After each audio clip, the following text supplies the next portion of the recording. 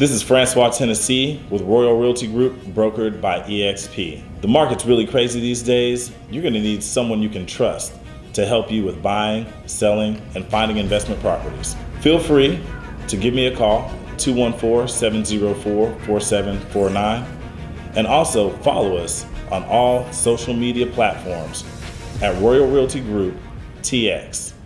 Now enjoy the show with Cuff and Mo. So apparently these are the most expensive coffee cups in the world.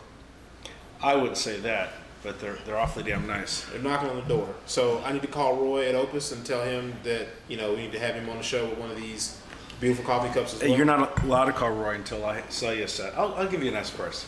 Okay, we can talk about it. Because I think give you a good deal. Yeah. Well, I feel like that's gonna. No, it won't. But okay, cool. Why are they so damn expensive? I don't know the details, but I know that everything that they make, in addition to having a great design, they like to use quality products. Okay. And they have tried to avoid manufacturing things in China. So, for example, their Glencairn Scotch glasses, a lot of that's done in the U.S. They have these leather bags that are made in Medellin, Colombia. I guess since, they're not doing a lot of cocaine there. But slow down just a little bit from what I've heard. Just a little bit. So everything that they do, it has a really nice touch and finish to it, and that's part of Manny's ethos. But I know when these first came out, I think a set was like $95, and now they're like $150. And the reason was that they were just losing money.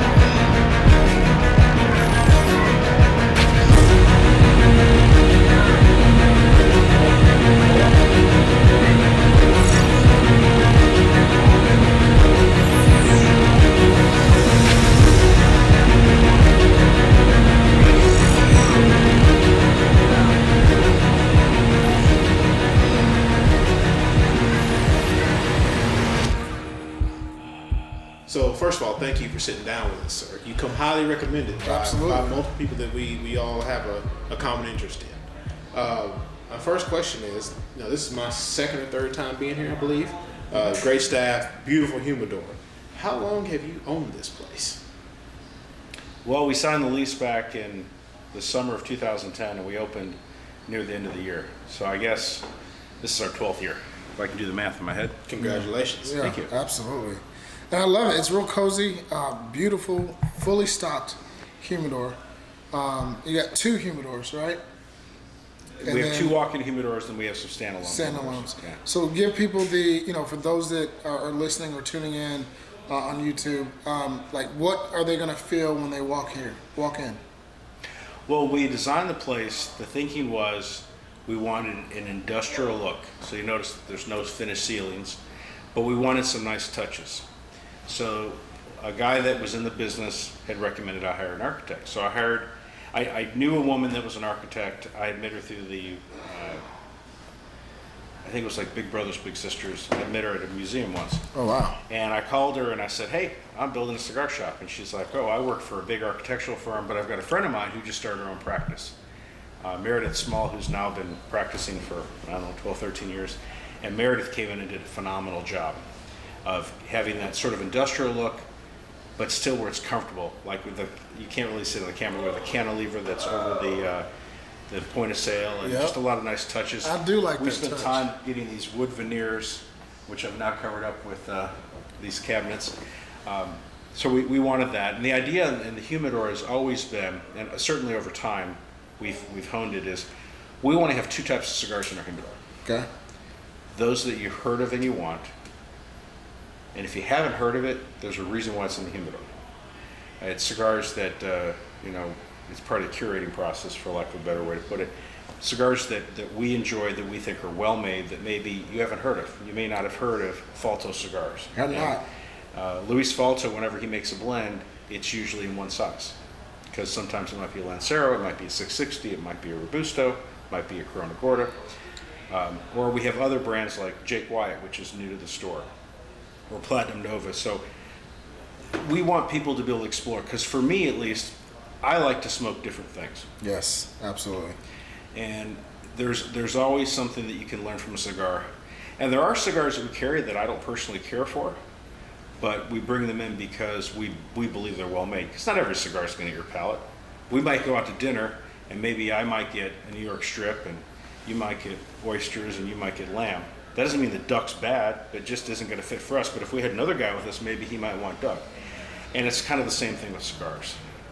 I think it used to be back in the day, you'd start smoking a cigar around 40, and you would find your brand, and that's all you'd smoke the rest of your life. Those days have primarily changed. Oh man. I think some of our older smokers, they're into some of the more established brands, and they do that, but most people, I think, are all over the place. I have 2 or 3 brands that I really like, but there's probably another 10 or 15 that I like a lot, and then, Right. but then there's all kinds of different things you're just kind of in the mood for. When did you start smoking? I started smoking in 2008. I was actually on a golf course with my business partner, Jacqueline Castano, who you know. Shout out to Jacqueline. And we were playing golf, and it was a hilarious conversation. She says, "Hey, do you want to split a cigar?" Wow. And I looked at her and said, "Why not? I just turned 40. I tried oysters a couple weeks ago. Try something new." I had never smoked a cigarette. I had never smoked pot. Nothing.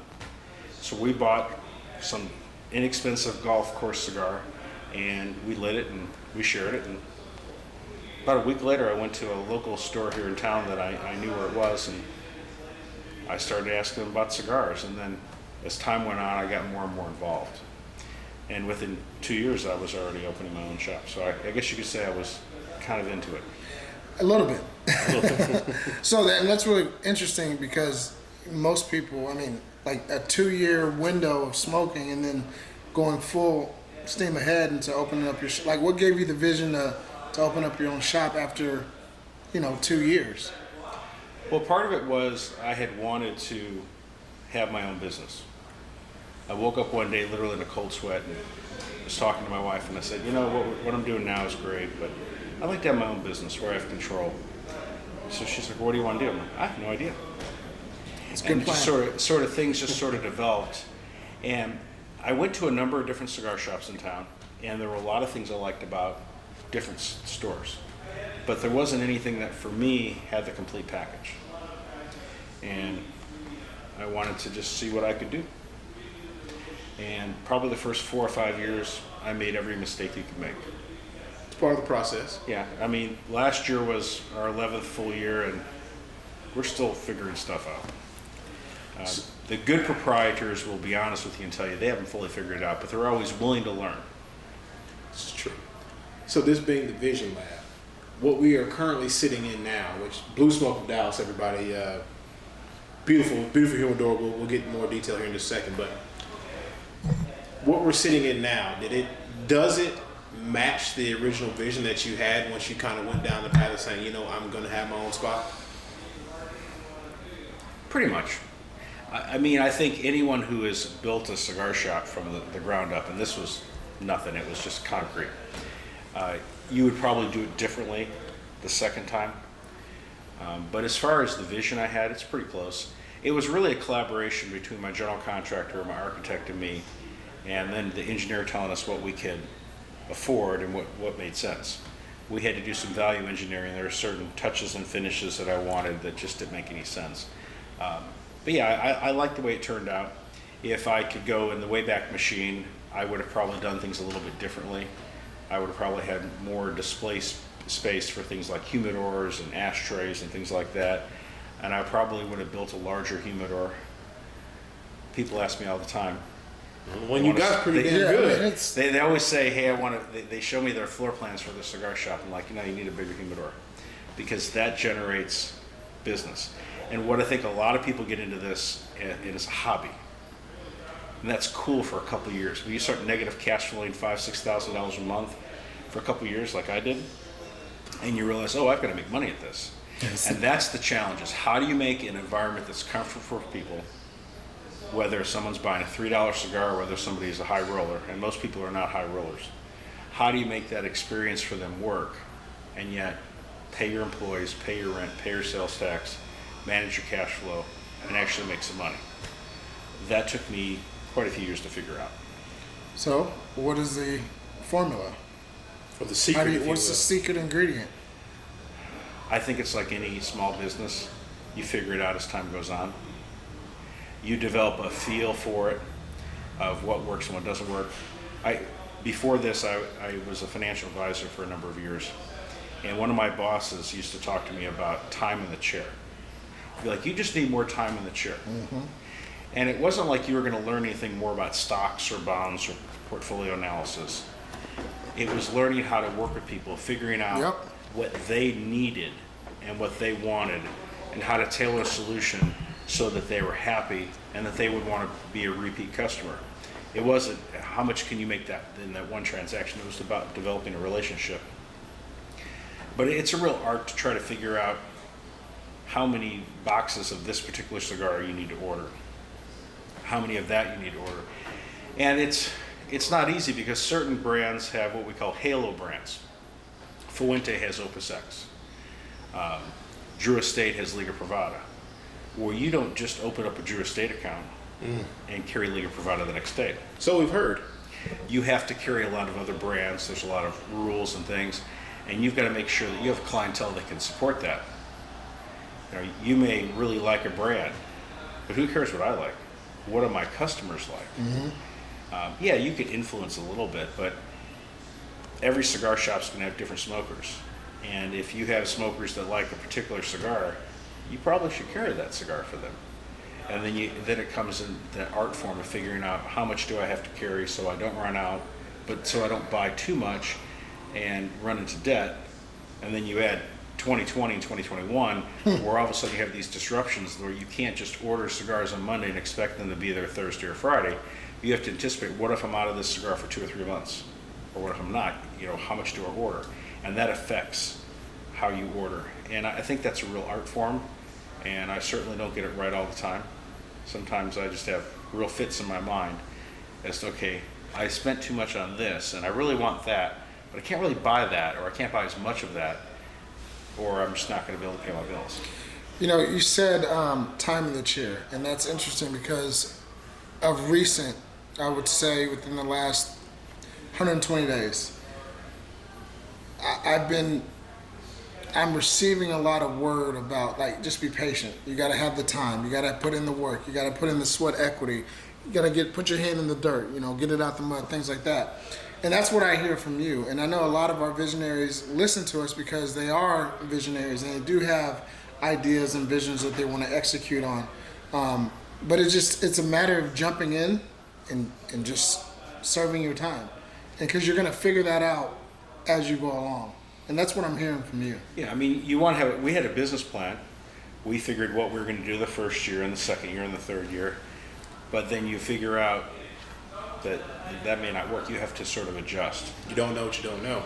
You don't know what you don't know. You have to figure out what your plan is, and then you have to have the willingness to stick to things, have a stick-to-it-to-this, but also the willingness to change if something's not working. So, for example, when we first opened, our goal was to be what really the Underground's become in Fort Worth, a great shop. We wanted to carry all boutique or artisan brands, brands you really hadn't heard of, but they were good cigars. That didn't work. Most of my clientele, they live in Highland Park, or they work at one of the Sewell auto dealers, or they work at Southwest. Love Field. Or they work at the Coca-Cola bottling plant. What do they like to smoke? Brand loyalists. Yeah, if you're from Highland Park, you're probably enjoying things like traditional cigars like Arturo Fuente, Davidoff, Monte Cristo, Cohiba. If you're working at Southwest and you're out on the tarmac for 8 hours a day, you might want a larger ring gauge cigar. So we saw a lot of 70 and 80 ring gauge cigars. Yeah, I saw a couple. I was like, God. But if you're out there for 4 hours straight, you can't light up another cigar. Guys want to have a cigar that's going to last longer. If you're in the working at Sewell Lexus, you're going to have a certain images. Maybe you want to give cigars to a client. You know, what are you going to have? And let's face it. I mean, people like to buy what they're comfortable with. I don't know much about wine, and I know a little bit more now that I've been in Napa a few times. But you walk into a wine store, and you know a few brands. You're going to spend $120 on a bottle of wine, and you don't know anything about the wine. Now, I know enough now where I'm like, okay, if it's a Pinot Noir from the Willamette Valley, or if it's a white from the Russian River Valley outside of Sonoma, or different things, I can guess that. But it's particularly if you're new and you're not familiar, you know, your average cigar smoker smokes one cigar a month. You're going to get a Cohiba or a Monte Cristo or a Partagas, or maybe a Don Carlos that you've heard of, or you're going to buy, you know, the Mexican finger trap or whatever. And that may be a great cigar for you, but there's going to be a hesitancy to buy something that you haven't heard of. You know, like I guarantee you that one of the cigars you have there, the Fat Bottom Betty, you probably did not walk in and just grab that one day. Somebody probably said, "Hey, have you had a Fat Bottom Betty?" He did. There you go. I'm a negative influence on you. Yeah, he got me started on it. And see, I've got you starting on a lot of stuff. So let's say that you just moved to Dallas and nobody's buying Fat Bottom Bettys. And you come and ask for a Fat Bottom Betty. Then he comes in and asks. You got 3 or 4 people in a month requesting something I don't normally carry. You get it. A good proprietor will go out and get that. You'd be amazed at how many cigar shop owners will be like, nah, they're going to smoke what I have. Yeah. And if I can't get it, I'll explain to them. There's a particular brand that has, I think it's called Delicioso or something. They have a lot of flavored cigars. They're part of the Cuban Stock Company. I don't carry that cigar, even though it's been requested, because I've called them like 8 times and emailed them, and finally they just said, we're too busy with existing clients, even though I'm an existing account, to give you a price list and sell to you. Well, fuck them. I'm not going to carry it. So somebody asked me if I have the Delicioso grape or whatever. No, and I'll tell them why I don't carry it. I'm like, because they won't sell me the cigar. So they have to go buy it someplace else. But 99 times out of 100, if somebody says, hey, I really want to try this cigar. Like I heard some great things about a year ago about the Buffalo 10 cigar. And I've heard of El Artista. So I reached out, spoke to them. I said, hey, can you send me some samples? You'd be amazed how many companies won't send you samples because they're just disorganized. They sent me some samples. I figured out what I liked. I ordered it. Some of it's selling well, some of it's not selling well, but the Buffalo 10 is selling well. But there's an example, and the guy's like, hey, have you tried this great $5 cigar? And then they also make a version of that cigar with a little higher quality tobacco for Gurkha called the Revenant. So they tell people, hey, if you like this, try the Revenant. People are like, oh, I don't like Gurkha. I'm like, oh, wait a second. We all make fun of Gurkha, okay? But Gurkha makes some very good cigars. And you have to understand, Gurkha is they're a distributor. They have their cigars made at 5 or 6 different factories in different countries.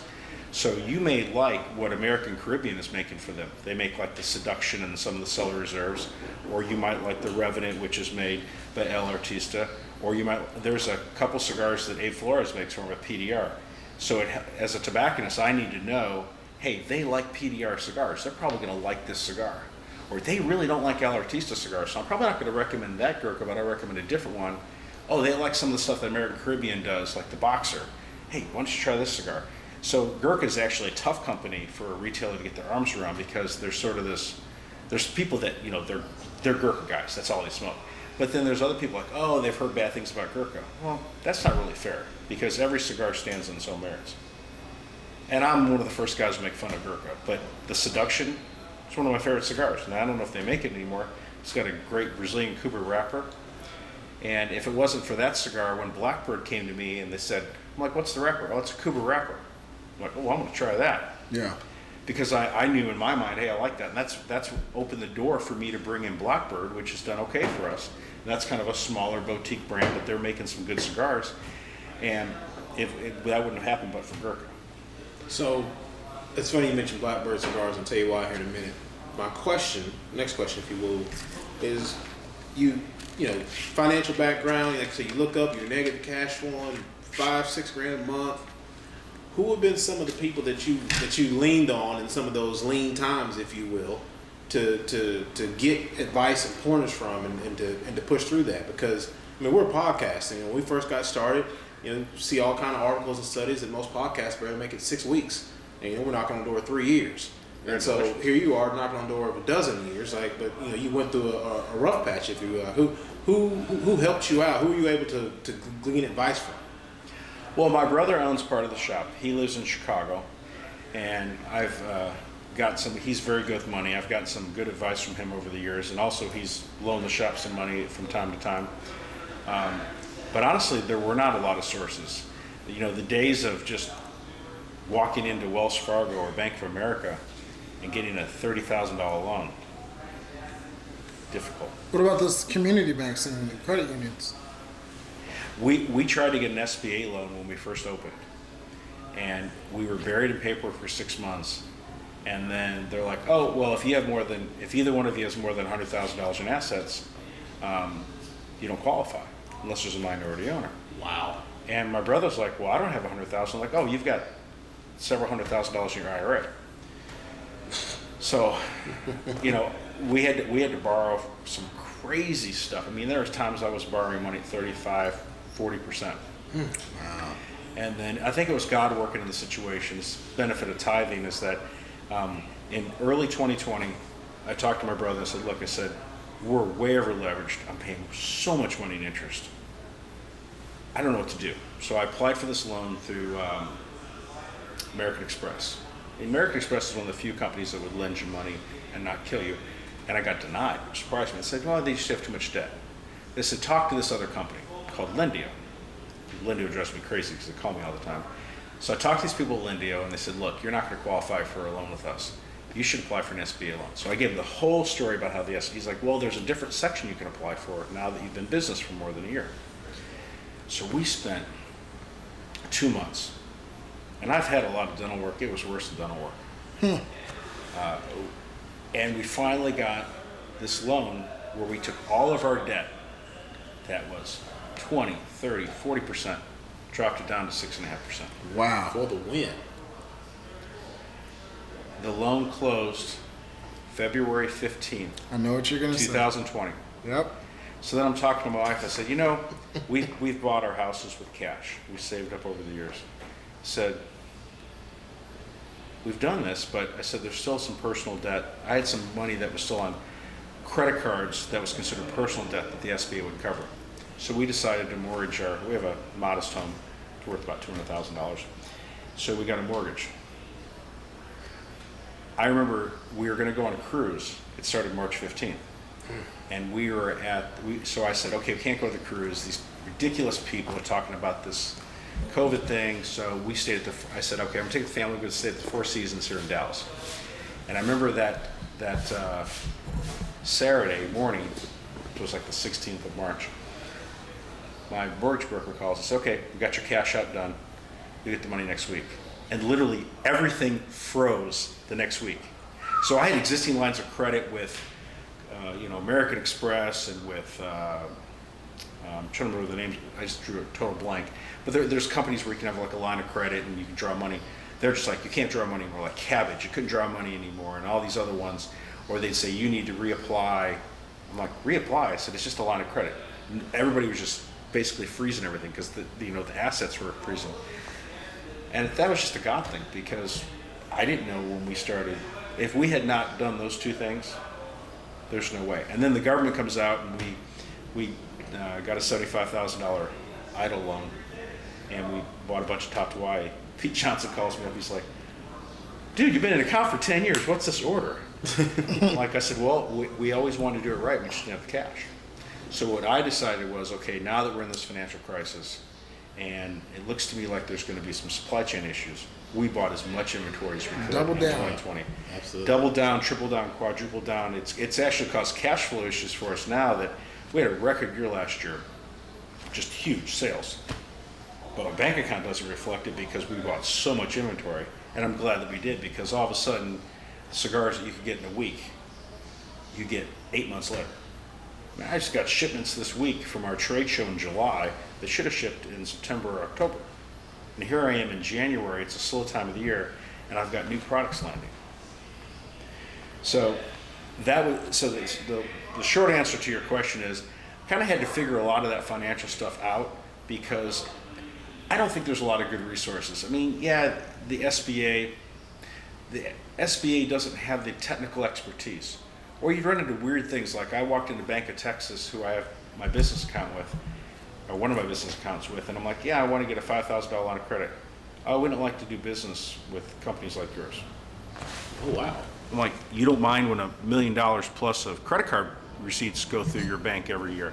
Oh yeah, we like that, but you won't give me a $5,000 line of credit. Please tell me you closed that account. I did not. But now you're thinking about it. Well, you cut your nose off to spite your face. I used to work in a bank when I was doing financial planning, and he was doing his job by saying, look, we can't lend to this kind of risk, but he presented in a very uncouth way. So one of the things I'm hearing, right, like it's you being able to essentially navigate uncharted waters, if you will. Like so your brother's been able to help out from time to time. The guy talked to Wahey, and inevitably there's always a person there who's there to help whenever you feel like I've got nowhere to turn. I mean, yeah, now it's easy. I've been doing this for 12 years. I can talk to other cigar shop owners. I can talk to people that own cigar companies. I can get help. But when you're new, nobody really knows you. Some dude opens up something competing with you, and you don't know anything about him, and he's undercapitalized. What are you going to tell him? It's true. You can't sell from an empty wheelbarrow. I'm going to let you switch gears here for a second, but we're talking about people and being helpful. One of the people who's been helpful for us, or to us, if you will, since the jump is Edwina Brown and the family at Blowing Smoke Cigar Lounge. 1604 North I-35 is the address of the new location. Congratulations again, EB. Visionaries, if you're anywhere in the southern part of the Metroplex, make sure you get to Blowing Smoke Cigar Lounge again at 1604 North I-35 in Lancaster, Texas. I have not been there, but I've heard good things. No, you got to get out She there. speaks very highly of you. Yeah. Who owns the shop? Edwina Brown. We've met. Yeah. I'm not sure where we've met, but we've good met. People. She's good people. So I'm really into the mind, right? You're from Chicago. Is that right? And That's what I tell people in Texas. I'm from Park Forest, which is 34 miles south of Chicago. Chicago. But if somebody's not from Illinois, I'm from Chicago. There you go. So you come down here to Texas, and you're working in the financial space, and then you open up, the cigar lounge after smoking, a cigar spot after smoking one with your friend on the golf course. By the way, we got to get you out to our golf tournament this year that we're going to be hosting. Third annual classic. But what I'm super interested in is what gave you the gall? What gave you that gumption to say, I'm going to do this? When I was 14, I was a freshman in high school. It was maybe a month into the semester. My dad died. And I developed a real attitude of, you gotta live life now. So when I graduated from college, and I worked full-time when I was in college, I went to law school. I went to the University of Illinois at Urbana-Champaign, and then I went to DePaul Law School downtown Chicago. And I went at night the first year and a half, or 2 years, and then I got it done in 3 years. And I was working full time. And I didn't know anybody. My dad wasn't a lawyer. I didn't have any lawyers in my family. I sent out 143 cover letters and resumes and got 3 interviews. And I got a job, and I worked at that firm for about 7 years. I started traveling with them. And I realized I don't want to live in Chicago anymore. So one day I just came to my boss and said, I'm moving to Dallas-Fort Worth. Y'all need to open up a satellite office to pay for my move. Okay. So I came down here and I did that for about 8 months. Then a guy in my ministry, Gary Travers, said, you ought to consider going out way disciple. I'm like, what the heck's that? He's like, well, you go to a community in the United States you haven't been to before, and you knock on people's doors, and you go to malls, and you tell people about the Lord Jesus Christ, and get them born again, and you build churches built in home. Cool, let's do that. So all of a sudden, we just moved to Fort Worth. 9 months later, we leave Fort Worth, and we end up in Tucson, Arizona. And I did that for about a year and a half, and while I was there, I couldn't practice law because I'd have to sit for the bar. There's no reciprocity. That's right. So I was working at Einstein Bagels, and this guy, Mormon guy, Paul, came in. I always got a bagel with hummus. He's like, what the hell are you doing at Einstein Bagels? And he goes, have you ever thought about doing fee-based financial planning? I'm like, I have no idea what that is. I said, I took some classes in portfolio analysis and that. So I started working for this company, Axe Advisors, and I worked with them for about 1.5 years. And then I decided to go do another missionary trip, and this time it took me to Chino, California. It's kind of an interesting area, though. No, we never witnessed anybody at the jail. And it wasn't in correctional outreach. And then I was going to go into the ministry, but that didn't work out because I had some health problems with my back, and you need to be very physically active. So I started doing financial planning more there. I was working, a buddy of mine who worked at Morgan Stanley, Dean Witter, for years. So I took a promotion. I went from being a financial advisor to being an assistant to work with somebody who had a very lucrative practice. She was the #1 female financial advisor in the United States for Morgan Stanley. Wow.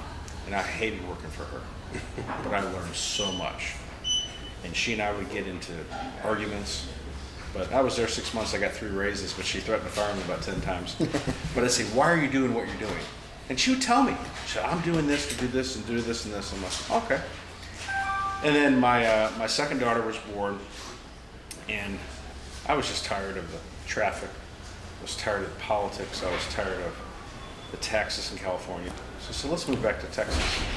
So at the time, I was doing financial planning for Citigroup, and I was working in a branch in Loma Linda, California. And I did really well there because most people in Loma Linda are Seventh-day Adventists. They tithe, pretty similar belief structure to what I believed in, and so I got along well with people. So then one day I said to my boss, I said, I really want to move to Texas. He goes, we just bought a bank in Texas, called First American Bank.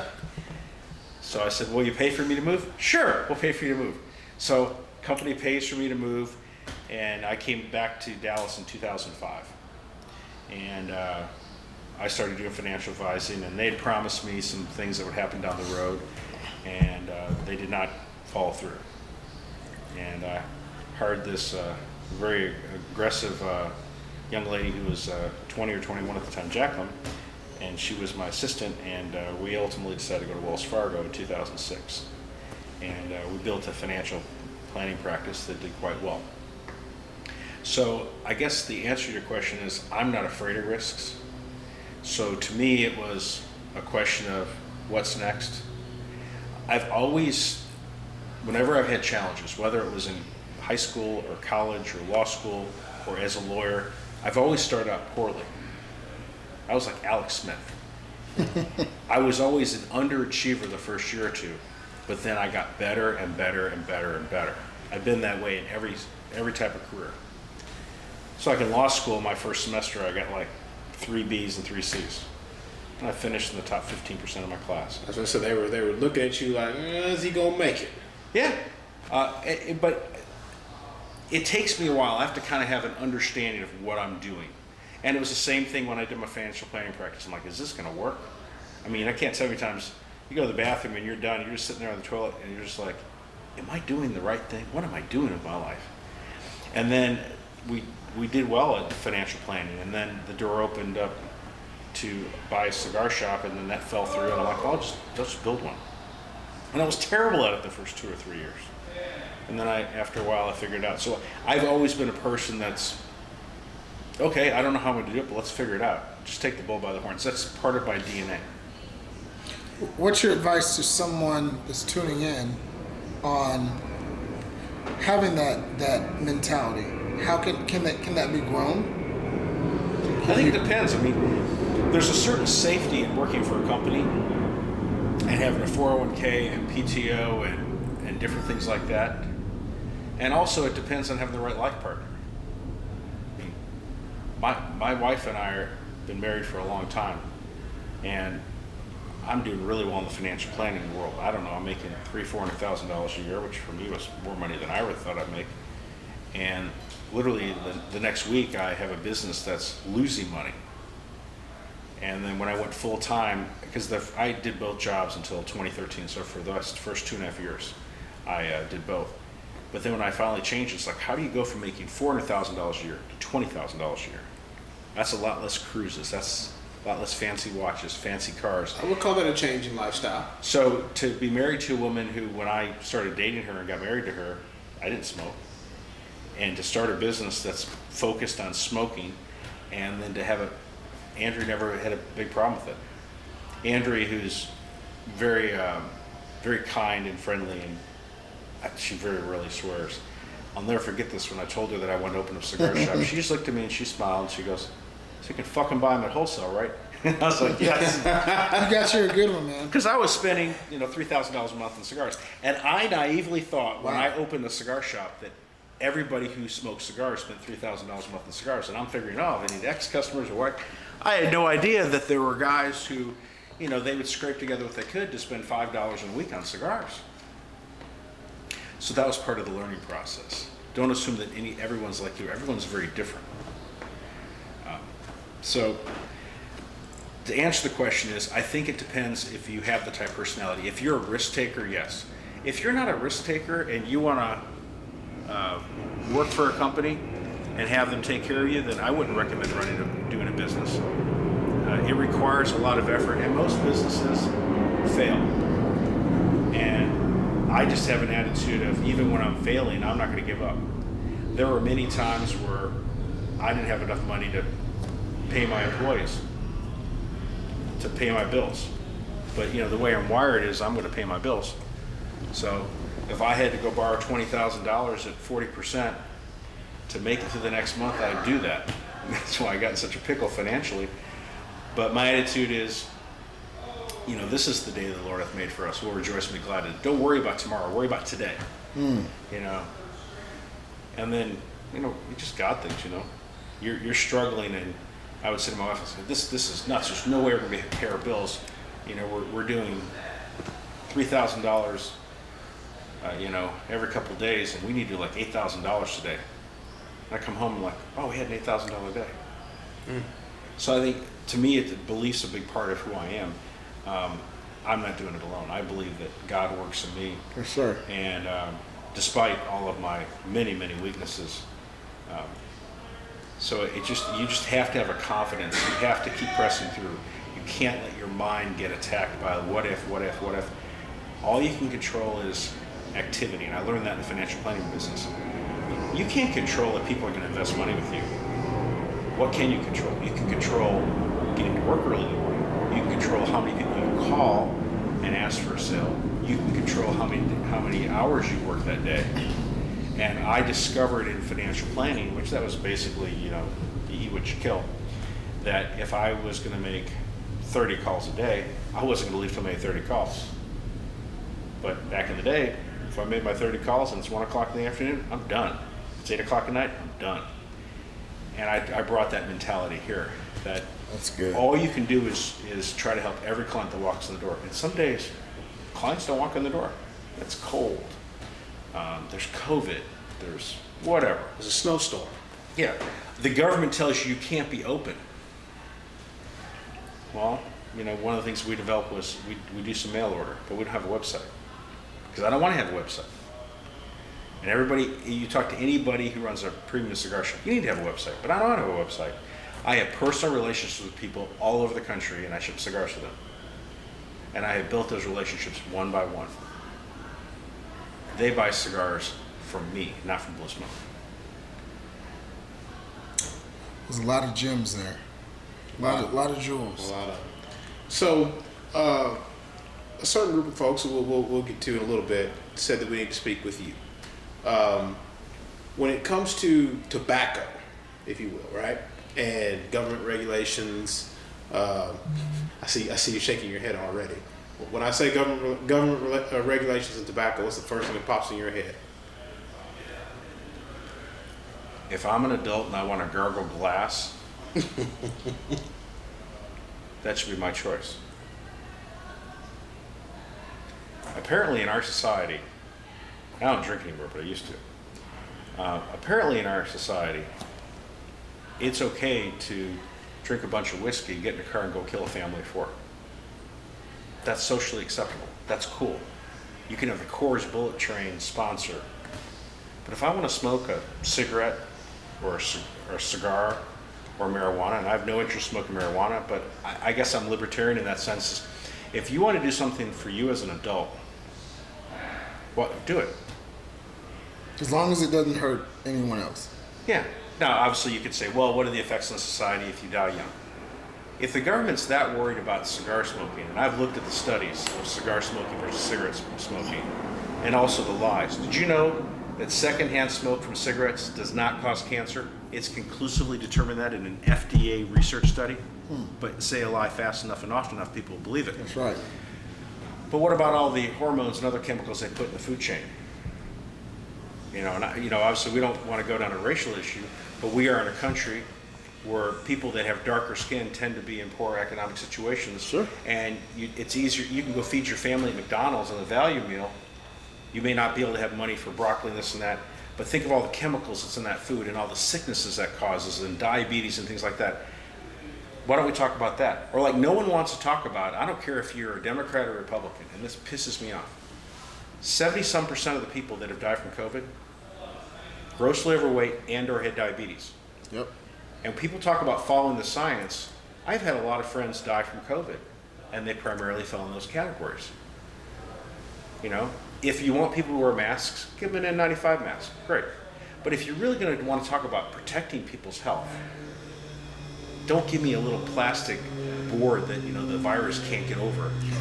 Talk to the American public about the importance of diet and exercise, Clean foods. and clean foods. Yeah, Or make clean foods more affordable. Diabetes is a real problem, and the people that I've known that I've lost are people that were in those categories. And I think our government, both political parties, are equally to blame. Yeah. They don't give a shit educated. about us. Let's be honest. Oh, they do, I think, at some point, but I think you get into it where you have to make certain people happy, and you have to take money from certain people to get certain things and you get to the point you sold all your principles out, and that's what I love about owning a business. That's why I think government regulation is necessary at times, but I think it's overreaching. But it's not nearly as bad here as it is in. If we are in Singapore right now, the fact that I'm holding a cigar smoking it, that's considered advertising and promoting cigars and smoking. They can arrest us and fine us, put us in jail. So, and we're not dealing with plain packaging like they are in Australia and in Canada, where you walk in and it's basically, you can't walk into a human where they give you like a menu. You have to say what you want, and all the cigar boxes look the same. So that's one of the reasons I decided to run and get on the board of the Premium Cigar Association, which is far from perfect, but it's an association of cigar retailers, and we're trying to navigate our way with other groups like the Cigarites of America and the Cigarites of the world to make it so that if an adult wants to smoke a cigar, they can. Challenges and hurdles that you're having now that you're in, like that you see from the inside, what does that look like? The biggest challenge, I think there are two big challenges from my perspective. The first big challenge is they want to change packaging. In what way? They just want a plain box, or they want it like when you buy cigars in Europe or whatever, there's like pictures of dead babies and stuff on there. Oh man. Every time I A go cigar overseas, box is an artisan thing. It's a work of art. Just think about the other night. In fact, I was very glad to hear on the broadcast that they were talking about that after Georgia won, about the guys getting together and having a cigar, that they had earned that cigar. Cigars have been celebratory. It's a tradition that goes back hundreds and hundreds of years. And tobacco even goes back to China and parts of South America, 2,000, 3,000, 4,000 years, long before Columbus came. You mean Columbus didn't discover America? Columbus didn't discover America, but he discovered people that smoked tobacco leaves, and the Spanish figured out how to make money at that. packaging. Sorry, I couldn't help it. Yeah. Well, I mean, I've gone overseas a bunch, right? And Well, here's see a dead tidbit babies. that you say to piss people off, because people get really emotional about Columbus Day. Do you know why Columbus Day is a holiday in our country? Enlighten us. Enlighten us. Because back in the day, in New Orleans, 11 Italian Americans were lynched. because they're Italian. So they decided, hey, we need to give the Italian American community, they were, first generation immigrants at that time, we need to give them a holiday to sort of appease the community. And that's where Columbus Day really started becoming like these official holidays and stuff. That doesn't mean that, I don't want to get into the whole indigenous people in Columbus. Obviously, terrible things happen. But it's an example of something starts for one reason, and then now everybody wants to fight over whether we should have turkey on Thanksgiving or whatever. But people want to talk about history, and I was really glad. I talked to my son, he's in 8th grade, I talked to his history teacher.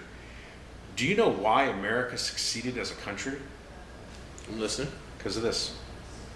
Every colony in the United States in North America failed until Jamestown. One of the major reasons Jamestown succeeded was they had a cash crop called tobacco. So they figured out how to monetize it. Now that caused other issues too. That caused the need for a slave trade. So there were other unintended consequences that came because of that. And we could talk about that for about 8-9 hours, about how that caused a fundamental split in the colonies and the fact that slavery in this country and all the things came about that. But ipso facto, we would not have had a country, these colonies would not have succeeded if it wasn't for the cash crop of tobacco. Tobacco has been part of the history of this country going back to, if my math's right, 1608? I don't know. A long time ago before I was born, despite the fact that my kids think I'm old.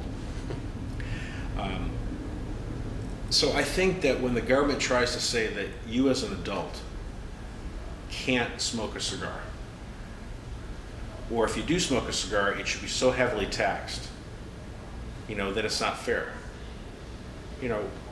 If you are making $1 million a year, does it really matter if your cigar costs $5 or $50? No. But if you're making $25,000 a year and you're smoking a $2 Trader Jack, which is maybe the cigar that you enjoy, it's got a nice little grape flavor or whatever, or cinnamon flavor, and that's all you can afford, all of a sudden that $2 cigar becomes $10. That becomes something that you can't have. You feel that. And that's not America. And I'm not talking about Swisher Sweets and all that, where basically it's a blunt. It's a delivery device for nicotine. Go talk to anyone that's under 24 or 25. 99% of those folks that smoke, they're not trying to smoke cigars. They're smoking or vaping cannabis. And then the few weird ones might smoke cigarettes. And there might be one or two really weird ones that might want to smoke cigars. But, 18-year-old girl, trying to make ends meet, working at a strip club, probably vaping cannabis. She's smoking a Cohiba that costs $35. Yeah. And that's the thing, is this is truly an adult thing. I mean, most people who smoke cigars are into the 30s. Now, there are people that are younger that do, but the vast majority of people, they start smoking cigars later. It's kind of like, buying that nice watch or maybe that nice car. It's, it's an indicia of success. And one of the great things about the American market, which we are by far the largest cigar market, the number 2 cigar market, I believe, is Germany, and it's maybe, we need trouble for this, 1/8, 1/10, 1/12 of the U.S. market. I was going to say, how big is that gap? Yeah, so you might consume 400 million premium cigars in the United States. 400 million versus the total cigar market's about 18 or 19, 20 billion. All the rest are Swisher Sweets, Black and Milds, fully blunts, all that nonsense. Nonsense that makes a lot of money. Versus the German market might be 40 million cigars. That's a big gap. Yeah. I think I just lost my train of thought here, but well, now that you're on the inside, my point I was getting to was that in America, and I can't speak for Europe, I've only been to Europe a couple times, is we have a lot of blue-collar customers who come in here. Sure. Guys who look like us, who, they're not making 6 figures, and they want to be able to come in, get a bottle of whiskey that maybe costs $20 that lasts them for 3 or 4 weeks. They'll come in and they'll smoke a cigar and maybe watch the Cowboys game. Or actually, we have more people that watch Saints games than the Cowboys games. And that's just their break, That's what they do. They're not going to go bet on the racehorses, and they're not going to drive a Corvette. This is their simple pleasure. And this is like a barbershop. It's a place where people can go, You know, it doesn't matter how much. We've got customers coming here that are worth $500 million.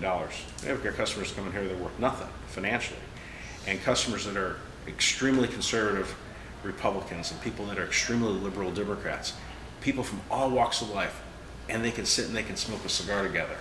And a lot of blue collar folks. That's what's cool about the American cigar shop, and that's why I love what I do. So now that you're on the inside, and we talked about some of the challenges as it relates to, you know, packaging, right? What can be done? What things can we look from you guys to accomplish to protect the cigars? Well, that was really my first point, was packaging, and thanks primarily to the CRA, the Cigar Rights of America, and the Premium Cigar Association, they pretty much have won that issue.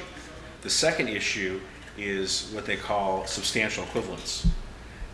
There's basically a rule that says that any new cigar blends that come out after a particular date, and I'm stretching, I'll say sometime in 2008, I should know this off the top of my head, you cannot release that blend unless the government says that it's substantially equivalent to a previous cigar. Now that's kind of on hold right now as the FDA gets their stuff together. And you know, Pete Johnson made it sound like, you know, hey, let's say you're a musician and somebody says you can't write any new songs, or you can't come out with a new blend of a cigar. You know, you can only smoke the old stuff. And we all like to smoke new cigars, right? Absolutely. So that is the fight that is going to continue to be a problem. And then there's another fight, and it affects the cigar right there on the table. A lot of local communities, oh, flavored cigars are bad. So you can walk to your local liquor store and you can buy grape or coffee flavored vodka. Why can't you buy a flavored cigar? A cigar that has flavorings other than the natural tobacco flavorings. That cigar, I believe, is infused with sangria. It actually ends up tasting kind of like hot chocolate, in my opinion. Why can't you enjoy a Fat Bottom Betty? They tell, if something happens and we can't enjoy Fat Bottom Betty's, I'll be on the front line with you. That's a real problem. There are cities like Oakland and San Francisco that have said, we will not allow flavored cigars. What is the difference? Why? Because people like to have control over other people. No. Because cigarettes are bad. Cigars are bad. It doesn't help that the cigarette industry lied to the American public for decades. Okay, that's working against us. No, we're going to tell you, we're the government, we're going to tell you what to do. That is so un-American. As screwed up as this country has been and is, I don't think there's a single American that likes to be told what to do. We don't want to be told what to do. Do you want the government to say that, you know, this cigar is okay, but that one's not. That one's evil because it's got flavors in it. That's completely irrational. But unless something significant happens, flavored cigars are going to go away.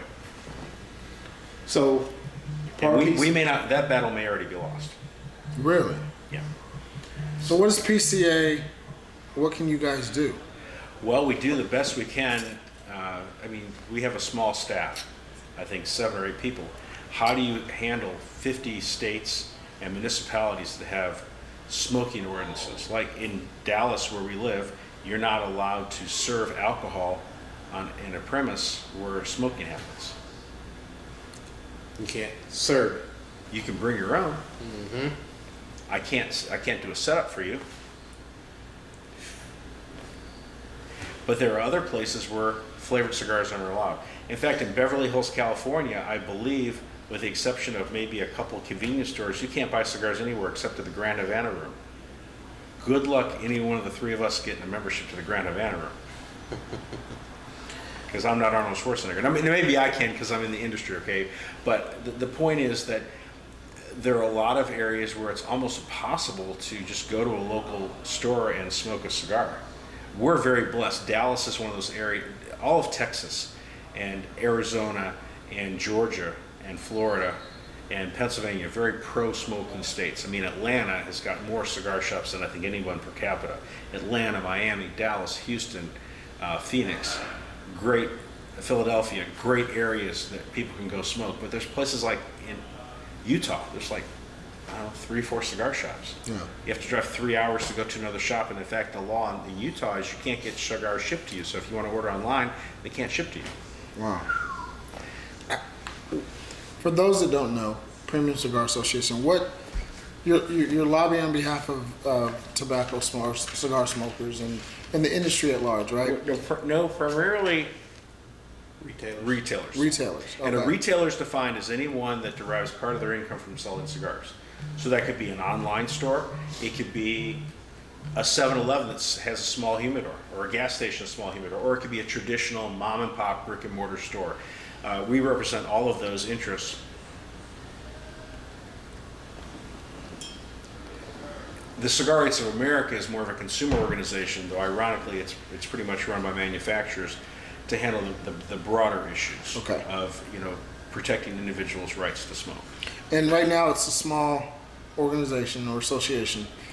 What are you guys looking for from retailers in terms of getting your name out there, more support? How can they help you so that you can fight for them? Buy-in. There's about, I'd say, roughly 2,000 brick and mortar stores in the United States. Really?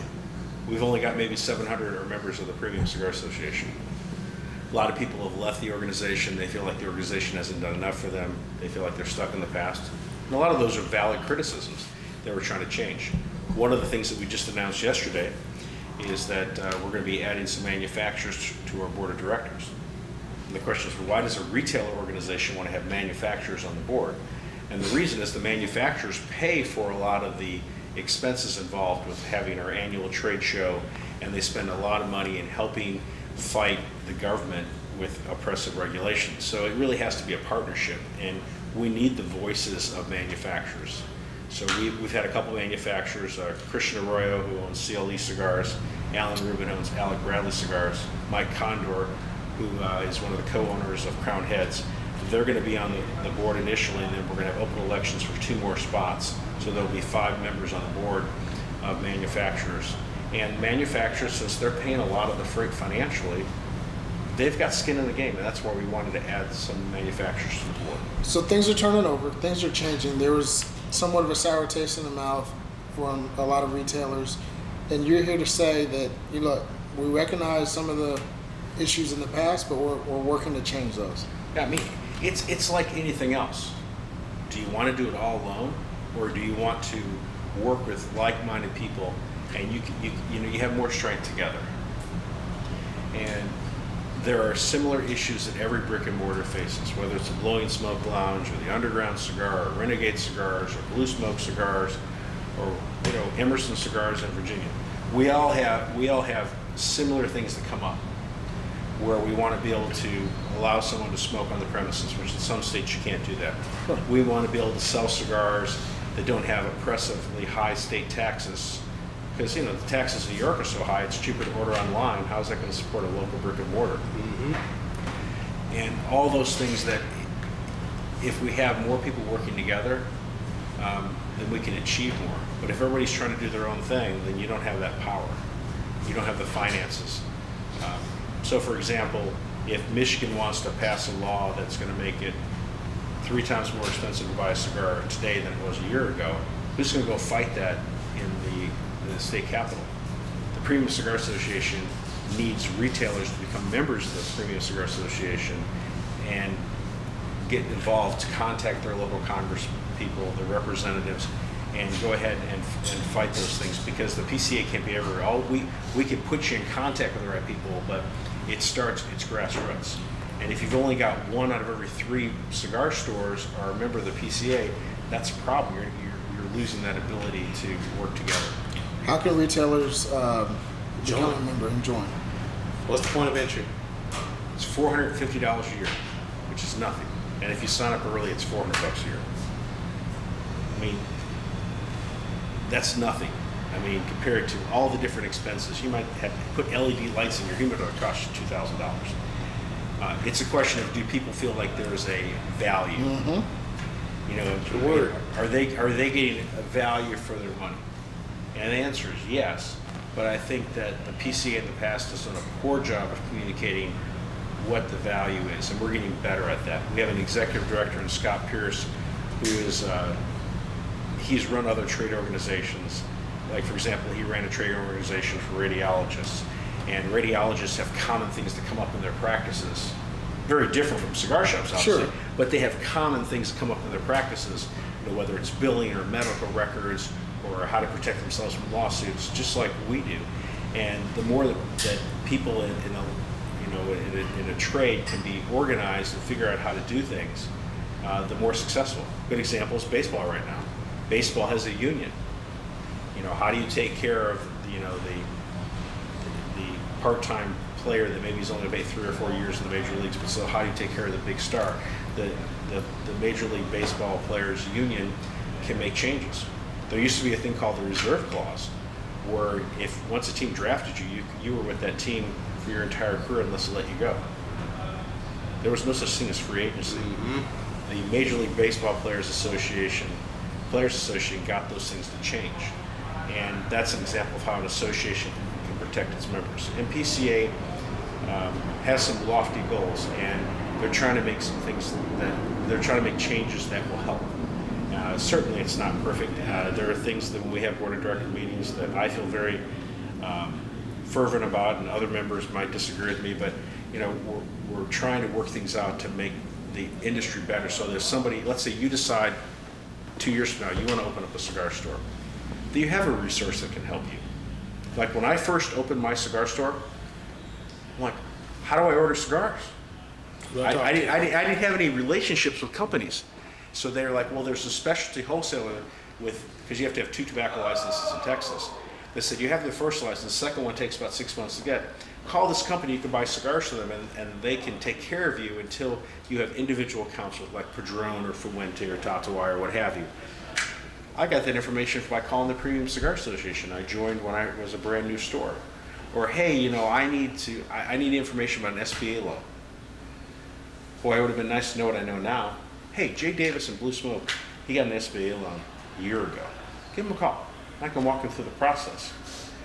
So that you don't have to be like I was, trying to figure out everything on your own. And then over time, I have had other retailers help me and provide me with advice and different things. But we have strength in numbers. Absolutely. That's the whole idea. We're going from 1 manufacturer on the board of the Premium Cigar Association to 5. Oh, okay. That was the announcement. I guess they sort of snuck it in there. You sure did sneak that in there. I thought we were going to have some major event, or you were going to tell us. That's a big deal from my perspective. I would have liked to probably see more manufacturers on the board. I'm sure there are other people on the board that would have liked to see less, and that's what we came out. So there's 19 members. Right now the board of directors is 14 members. It's going to move to 19 members, so we're going to have basically 14 retailers and 5 manufacturers.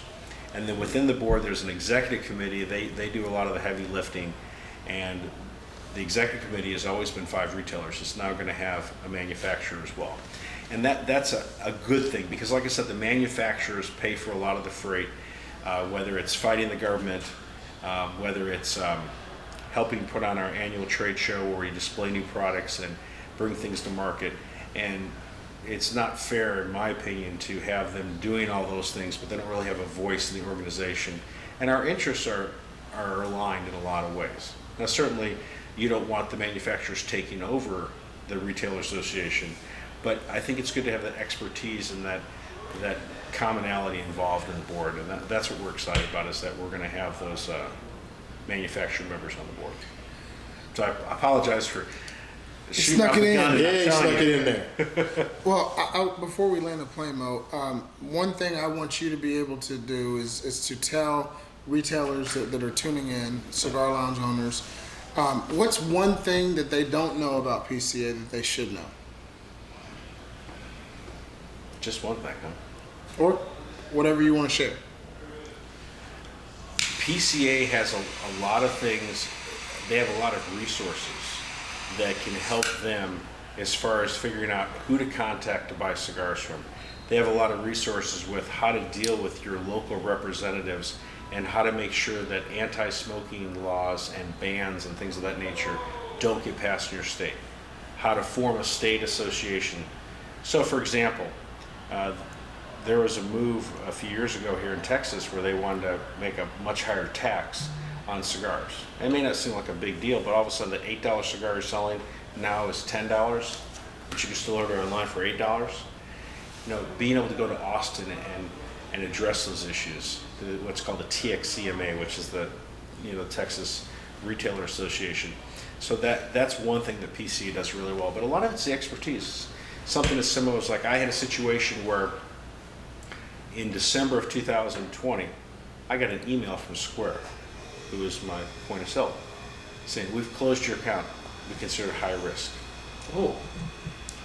So all of a sudden, on a Friday in December, at 3 o'clock in the afternoon, I have no way to take credit cards.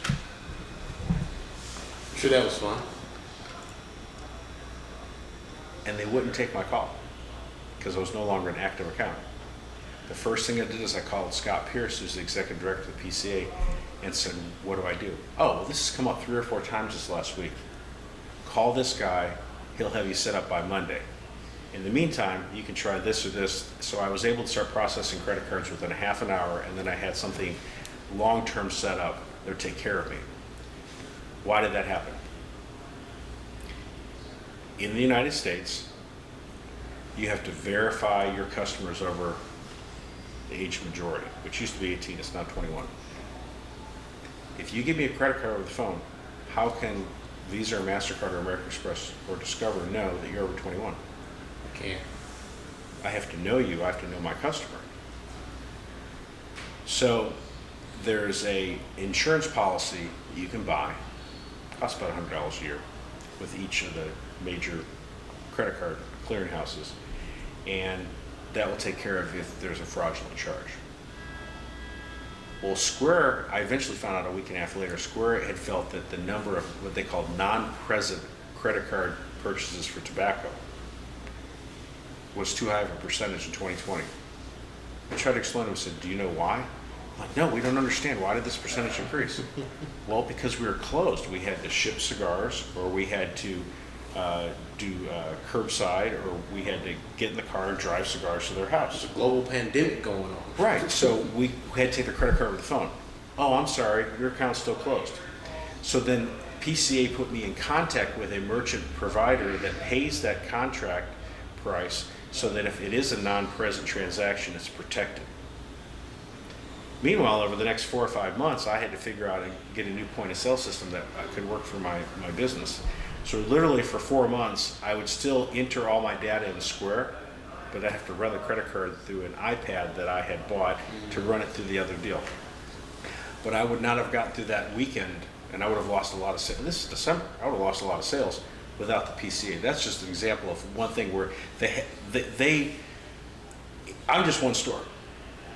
There's 2,000 stores out there. The problems that I have might have come up someplace else. So say if you're going through it, how many other retailers are having to go through the same thing? And that's the value proposition right there. Yeah. And I guarantee you that I would have lost maybe $10,000 in sales that weekend. My membership's how much? $400 a year? No brainer. No brainer. But that's an example of the value proposition explaining to our members, this is something that we can do for you. They're real close to convincing the state of Oregon, which has a lot of oppressive tobacco laws, of maybe allowing cigar bars by proposing a model legislation of how to open up a cigar bar to make sure that the employees are protected and everyone goes into that knowing that they're taken care of and the state laws are all happy. And that's going to happen. PCA's been working on that through Glenn Loop, you're going to be talking about, can talk to you about this model cigar bar law. And it looks like it's going to probably pass in New York as well. And that's an example of Glenn Loop and Josh Skabersky, some of the stuff that they do at the ground level for the PCA to help our retailers. Yeah. Well, P? Yes, we've reached part of the show we call Landing the Plane. We do this with every guest on the show. First part of landing the plane is imagine there's a round table. You're smoking whatever favorite stick at the time you'd like to have your hands on. A cigarette is a stick. This is a cigar. I apologize. Never call a cigar a stick. Your favorite cigar in your hand, sir. 5 other seats at the table. Who are the 5 people that you want there? The only stipulation is that you can't have, your religious deity that you believe in. Outside of that, dead or alive, who do you want at your table? 5 people, dude. Mm-hmm. Dead or alive. I didn't tell you that before we turn that record button on. Well, probably my father, who died when I was young, would be one. William Shatner, who I'm a big Star Trek guy, and I've always thought William Shatner was funny. And I got to meet him when I was working at the Einstein Bagels in Tucson, Arizona. So definitely one. Tom Baker, who played Doctor Who from 1974 to 1981. I don't even know if he smokes. He probably smoked cigarettes back in the day. But I would just love to talk to him about the role. Two other people. Your dad, William Shatner, Tom Baker. I'd like to talk to an old-time baseball guy, maybe like Joe DiMaggio. Talk about fame. You know, Joe used to joke that it's too bad his hitting streak didn't go one more game because he was going to get a good deal from Heinz 57.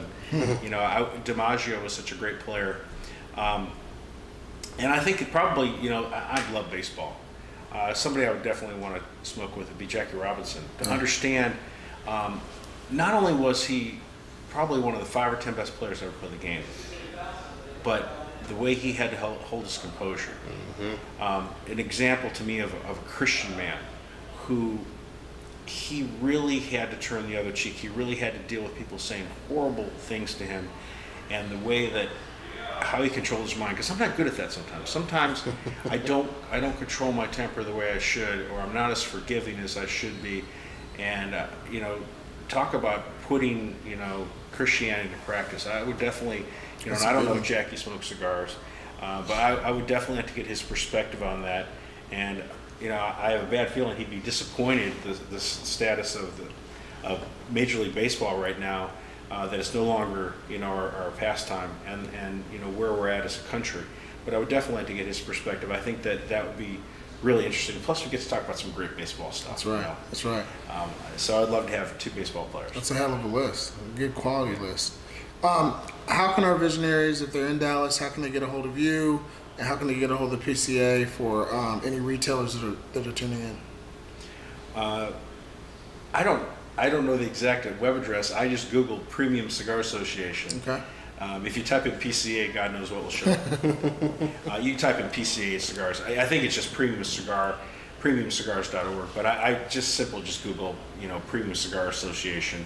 Easiest way to get a hold of me is, you know, you can call the store, 214-350-7553.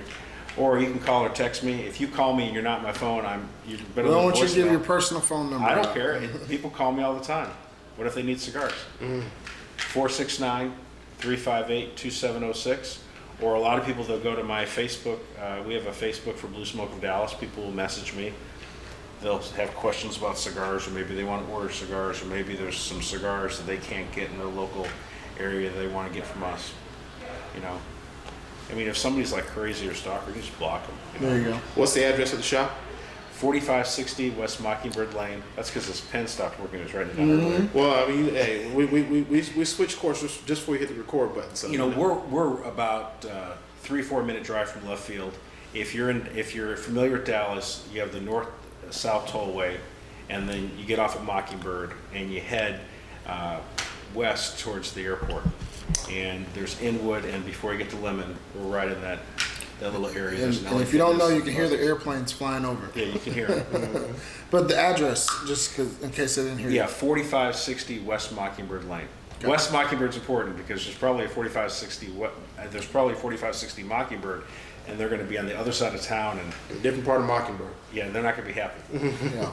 So, what's the long-term vision for Jay Davis and Blue Smoke? In theory, I haven't done it yet, I would like to see us eventually, you know, our lease goes here up through 2030, but I would eventually like to have a standalone building. Give you a good example of government regulation. In the city of Plano, you know where Plano is, right? Mm-hmm.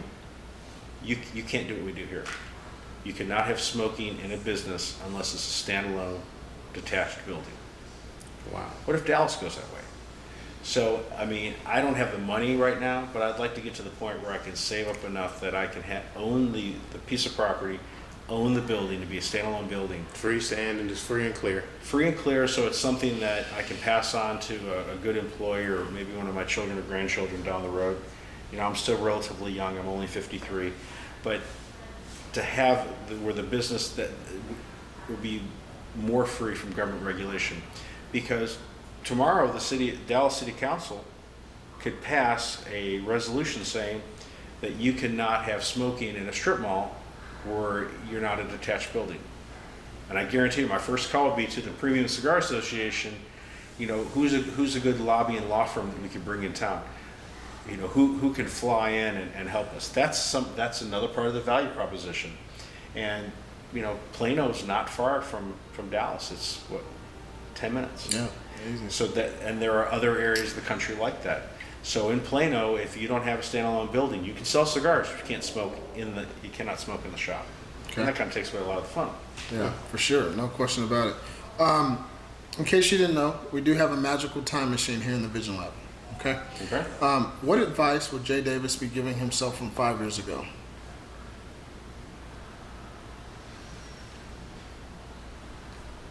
Be very careful about how much debt you get involved in. Debt can really destroy your business. And it can also just make you unpeaceful because the borrower is still servant to the Slave lender. to the lender. It eats away at your peace of mind. And the reason that you do something like this, this is like going in a record store. I have a law degree. I can practice law and make money. I can own a pot store eventually and make more money. So the reason I do this is because I have a passion for it. I love to come to work. I love to meet people and talk to them about tobacco. Even if sometimes customers are knuckleheads, that's okay, I'm a knucklehead too. But if you have so much debt and it's so hard just to make it through each day, it destroys your quality of life. Amen.